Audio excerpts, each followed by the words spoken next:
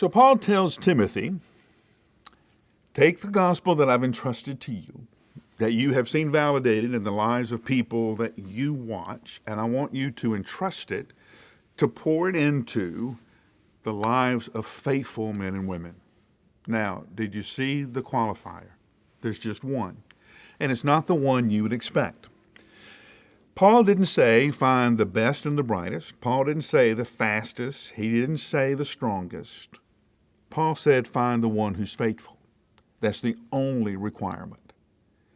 Paul himself told the Corinthians, listen, God didn't choose the wisest among you. He didn't choose the strongest among you. He chose the foolish and the weak. He even works with things that are not to confound the wise and overcome the strong of the world. Who is it in your life that is faithful? Now, how do you define faithful? Simple. They show up. And they keep showing up. A friend who is faithful shows up. He's there on good days. He's there on bad days.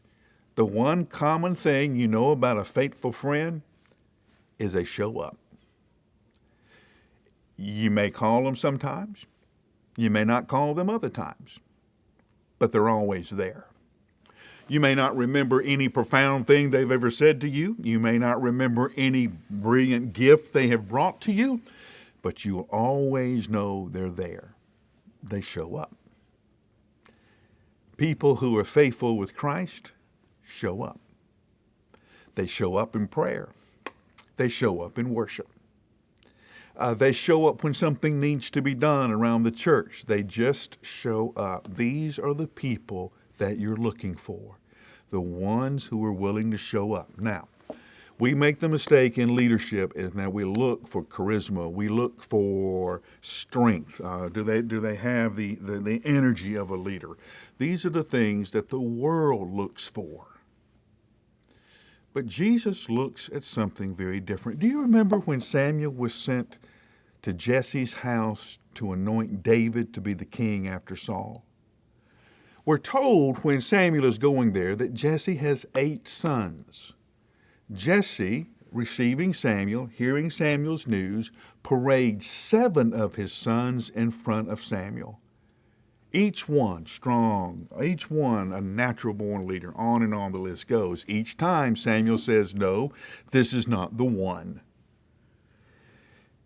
Then Samuel has to ask, do you have any more sons? Now you think about that question.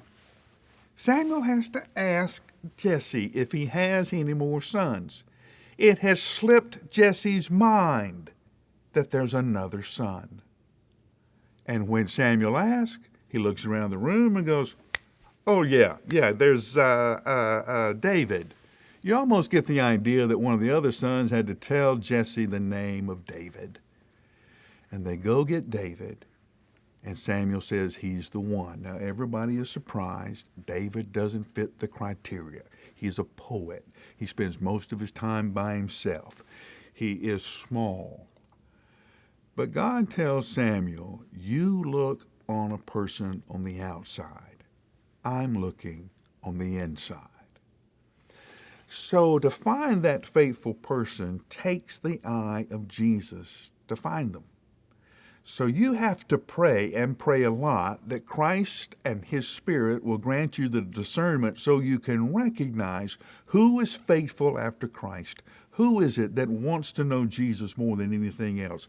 Who is it that keeps showing up, hoping that Jesus will show them something new, show them something different, show them something of the depths of the mystery of who He is?